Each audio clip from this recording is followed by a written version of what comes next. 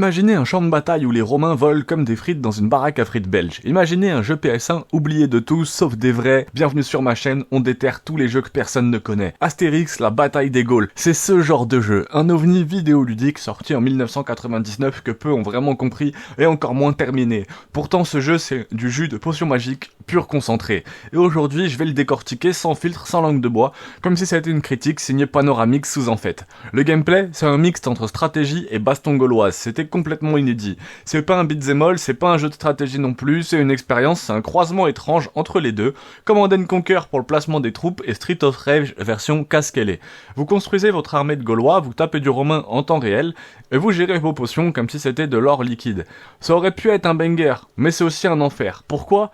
Parce que le gameplay est injustement punitif. La difficulté est gauloise dans le mauvais sens du terme, elle vous assomme sans prévenir. On pense au début que c'est un jeu pour enfants, c'est Astérix quand même, mais non. Le jeu te regarde droit dans les yeux et te dit « Tu vas souffrir, mon petit bonhomme ». L'histoire ?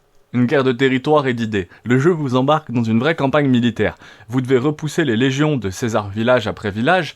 Après chaque victoire, vous rapproche du boss final. Il y a un vrai sens de la progression. On aurait pu croire à un scénario banal, bancal, sauf que chaque map vous pousse à vous adapter, à jouer différemment. Il y a même une gestion des ressources, comme si on avait collé du Age of Empires dans un univers BD. Et c'est justement là que le jeu détonne. Il respecte l'univers d'Astérix, tout en vous demandant un cerveau de stratège et des réflexes de ninja. Il y a toute une partie, c'est ce qu'on a vu là à l'écran, toute cette partie map en vue du dessus où on ajoute de la potion justement dans son village et où on va essayer de conquérir la Gaule.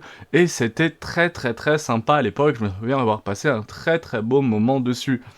Les graphismes, la BD prend vie avec la PS1, on va pas se mentir, graphiquement c'est de la PS1, animation raide, texture baveuse, mais franchement c'était la première fois que l'univers de la BD était respecté. On sent la patte de Goscinny, de Uderzo dans chaque écran, et surtout le jeu a son identité visuelle unique. Quand les Romains volent, on rigole, quand les bardes chantent, on souffre, et quand Obélix arrive, c'est la fête, on est dans Astérix forcément. Et la musique, faut que je vous en parle. C'était une fête villageoise en continu, les pistes musicales qui sentent la fête du sanglier et les bagarres de taverne.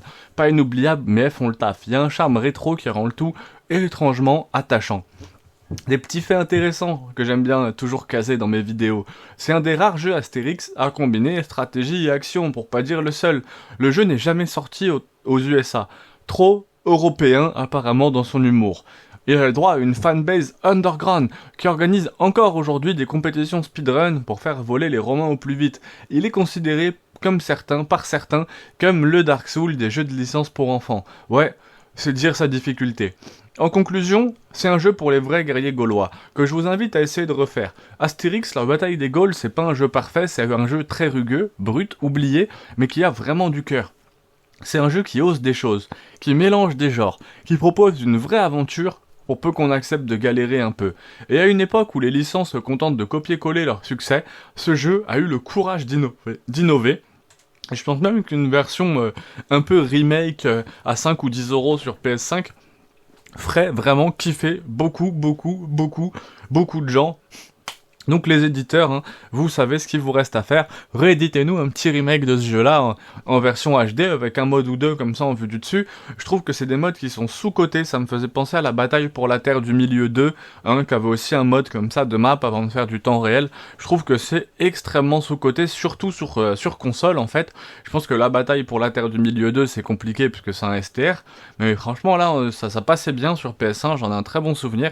Et je vais pas me le remettre sur PS1, c'est le problème, mais vous devriez vraiment le ressortir sur PS5 à petit prix, ça serait vraiment cool. À jouer si t'aimes la difficulté, l'univers d'Astérix et les jeux différents, Sinon regarde juste un let's play et plains-toi un petit peu moins fort. Est-ce que tu penses que ce jeu mériterait un remake ? Bah mets un pouce et dis-moi en commentaire combien de Romains tu pourras envoyer dans les airs avec une seule baffe. Abonne-toi pour plus de pépites rétro, et reste gaulois.